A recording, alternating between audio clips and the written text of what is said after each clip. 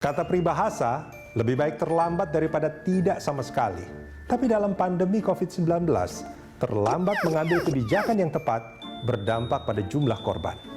Apalagi kalau kebijakannya salah, bukannya terkendali, malah bisa menambah beban dan kesedihan.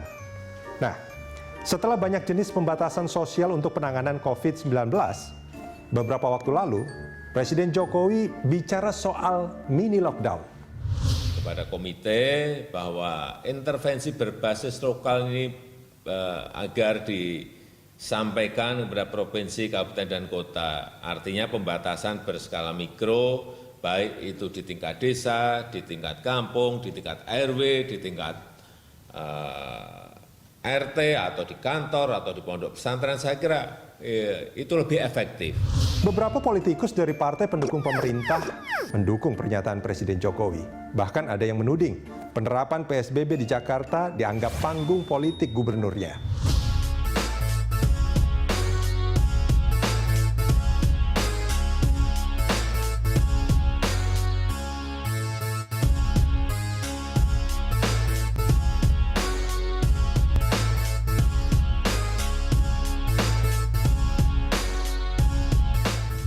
Dalam kasus tertentu, mini lockdown memang efektif, seperti yang pernah dilakukan di Provinsi Bali dengan karantina per banjar atau desa.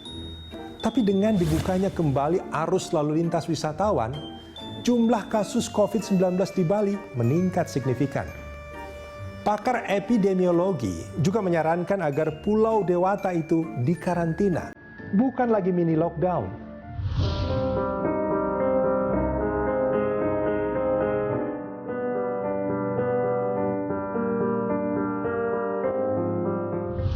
Jumlah kasus positif COVID-19 di Indonesia sudah sekitar 290.000 kasus. Dengan penambahan per hari bisa lebih dari 4.000 kasus.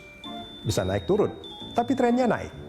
Sementara di DKI Jakarta, wilayah dengan penyumbang kasus positif terbanyak, jumlah kasus sudah lebih dari 70.000. Dengan penambahan kasus per hari bisa lebih dari 1.000 kasus.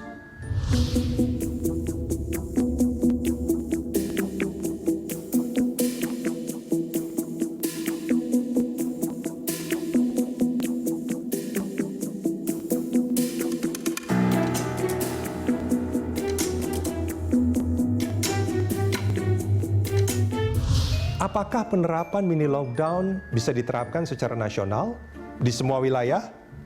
Barangkali dengan tujuan agar aktivitas masyarakat tetap bisa berjalan dan roda ekonomi tetap bisa berputar dengan lancar. Tentu perlu kajian tersendiri, tapi untuk DKI Jakarta, ini kata para ahli.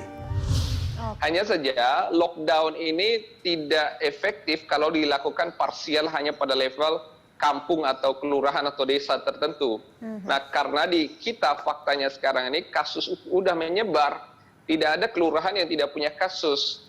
Karena kan kita tahu bahwa virus ini tidak mengenal batas administrasi. Selama orang itu berpergian, selama itu juga virus akan ikut pindah.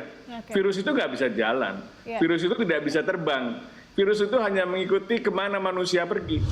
Nah, mana yang lebih tepat untuk diterapkan dalam penanganan COVID-19, terutama di Jakarta? Ingat, terlambat ambil kebijakan berdampak pada bertambahnya jumlah korban.